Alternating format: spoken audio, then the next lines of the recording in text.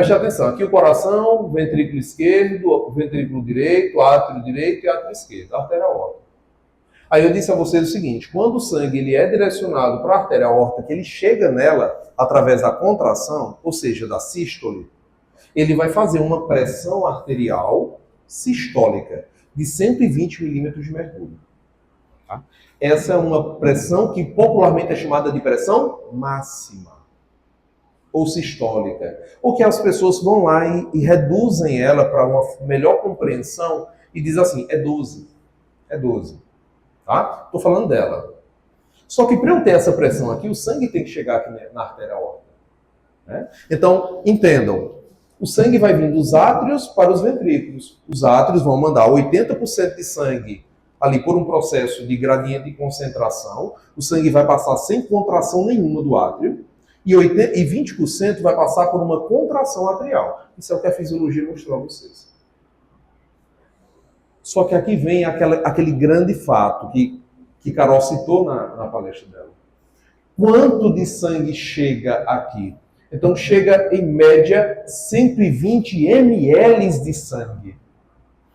Gente, o sangue que chega aqui, a quantidade não é a mesma daqui, porque as demandas são diferentes. É por isso que no livro a gente vai falar de forma bem unânime de ventrículo esquerdo. É por isso que nos livros de clínica a gente fala de forma bem unânime de átrio direito. Porque o átrio esquerdo é outra coisa. Porque ele se relaciona com o pulmão. O ventrículo direito se relaciona com o pulmão. Tem como a gente estudar isso também. Tá? Então o que é que eu quero mostrar a vocês aqui?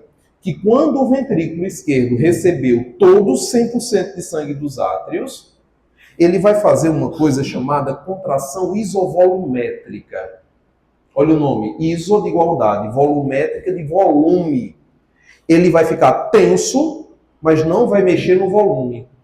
Essa tensão é só para fechar a válvula mitral. E agora ele vai entrar em um outro período chamado período de ejeção rápida. Ou seja, o ventrículo esquerdo vai fazer uma força para que parte desse sangue empurre a válvula da aorta e chegue nela, chegue na artéria aorta, fazendo uma pressão no seu interior de 120 milímetros de mercúrio. Só que vocês têm que entender uma coisa. Essa artéria aorta não estava vazia. A artéria aorta tinha sangue. Ou seja, olha a forma desse vaso, dessa válvula da aorta. Ela está parecendo uma casinha para cima. Então, o que é que isso quer dizer? Que quando o sangue empurra ela do ventrículo para a artéria aorta, ela vai abrir. Mas tem um sangue na própria artéria aorta, e lembrem-se, ela está em pé, é a parte ascendente. Tem um sangue na artéria aorta empurrando essa válvula para baixo. Ou seja, o meu ventrículo tem que fazer uma força suficiente para que esse sangue tenha pressão suficiente para empurrar a válvula da aorta contra a pressão dela. Quanto é essa pressão que já tem aqui? 80 milímetros de mercúrio. Então eu tenho que fazer uma pressão superior à pressão que eu já tenho no vaso da aorta. E aí é por isso que, quando eu tenho mais de 100 milímetros de mercúrio de pressão, eu mando o sangue para a artéria aorta, ele chega e faz uma pressão de 120, sistólica. Aí o ventrículo vai relaxar. Professor, mas isso quer dizer que foram 120 ml de sangue que passaram para a artéria aorta? Não necessariamente. Nós passamos, em média, 70 ml de sangue nesse processo de contração. Ou seja, o ventrículo esquerdo ainda vai ficar com uma média de 50 ml de sangue retido aqui. E isso é fisiológico. Isso é o quê? Eu vou ficar com isso aqui, porque se eu precisar aumentar a demanda, eu já tenho sangue aqui, só eu contrair mais. Ou seja, eu sempre fico com sangue. Mas vejam, depois dessa contração, o que é que vai acontecer agora? Relaxar, pronto. Quando ele relaxa, a pressão não está maior dentro da aorta do que no ventrículo, vai fechar a válvula. Uma parte do sangue foi embora, outra parte do sangue ficou. Fazendo uma pressão arterial diastólica. Olha aí onde é a pressão arterial diastólica. Olhe onde é. Qual a importância da gente entender a pressão arterial diastólica? Porque ela vai se referir à pressão de resistência. Ela é a pressão que vai resistir à abertura da válvula da aorta. Isso quer dizer que quanto maior for a pressão arterial diastólica, maior vai ser a resistência para esse ventrículo conseguir abrir a válvula da aorta. Então, eu não consigo mais abrir com uma pressão de 120. Eu vou ter que abrir com uma pressão maior. Aí o cara vai lá e faz uma pressão arterial sistólica de 200.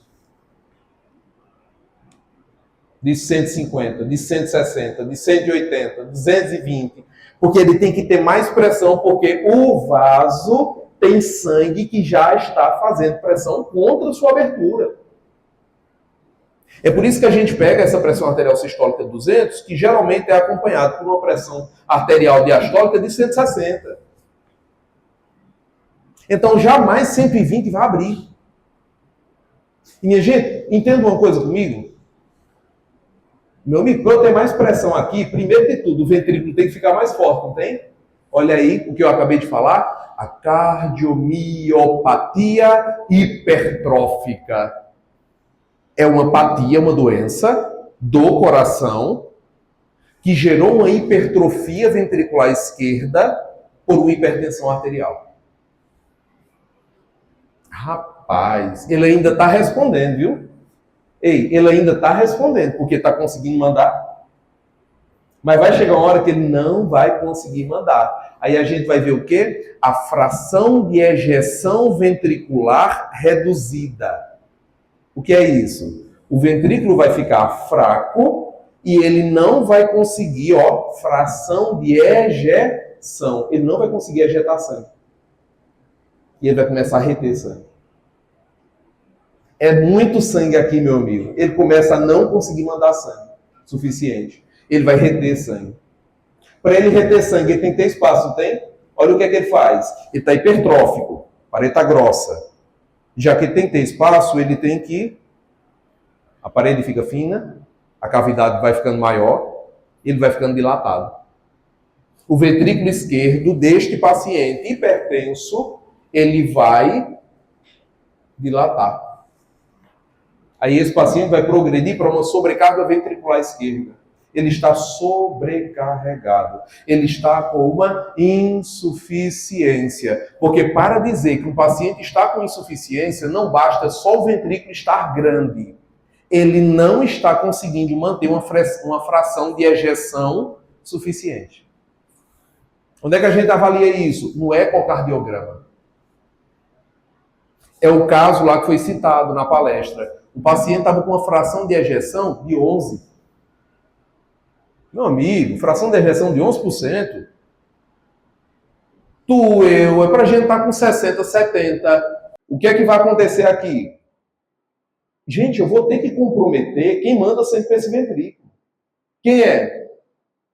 Agora eu vou começar a me debruçar sobre as outras. Olha o átrio esquerdo crescendo. Ele vai dilatar.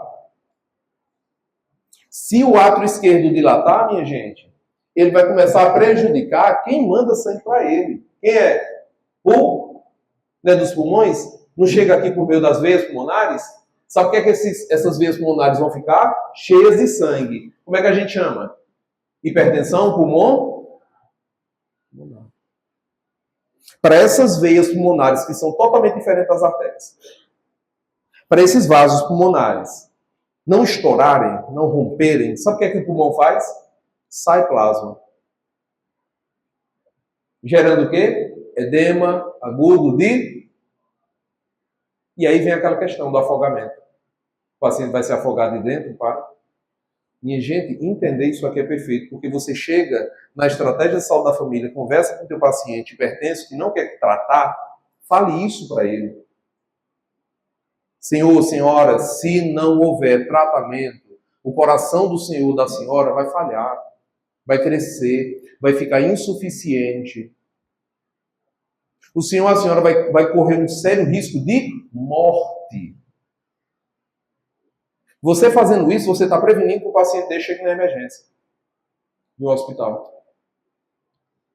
Então, isso aqui poderia ser reparado como não tendo hipertensão arterial sistêmica.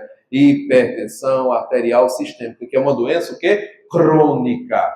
Tem cura? Tem tratamento. Porque o SUS trata. O SUS dá medicação, dá consulta, dá exame. O SUS trata esse paciente. Dá orientação.